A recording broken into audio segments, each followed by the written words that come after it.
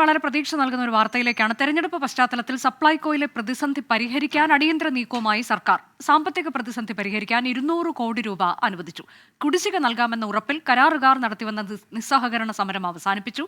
6 ഇനം സബ്സിഡി സാധനങ്ങൾ ഔട്ട്ലെറ്റുകളിൽ എത്തി. തെരഞ്ഞെടുപ്പിൽ സപ്ലൈകോയിലെ പ്രതിസന്ധി രാഷ്ട്രീയ വിഷയമാകുമെന്ന് തിരിച്ചറിഞ്ഞാണ് സർക്കാരിന്റെ അടിയന്തര നടപടി.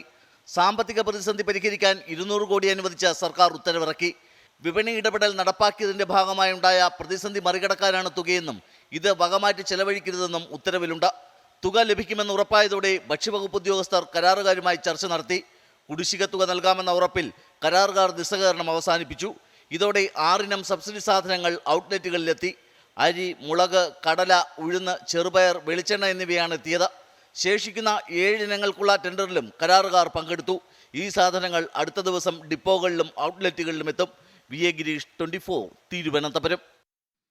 അങ്ങനെ സപ്ലൈകോയിൽ സാധനങ്ങളില്ല എന്ന പ്രശ്നത്തിന് പരിഹാരമാകുന്നു. 6 ഇന സബ്സിഡി സാധനങ്ങൾ ഇതിനോടകം തന്നെ എത്തിക്കഴിഞ്ഞു. ബാക്കി സാധനങ്ങൾ അടുത്ത ദിവസം തന്നെ എത്തും എന്നുള്ളതാണ്.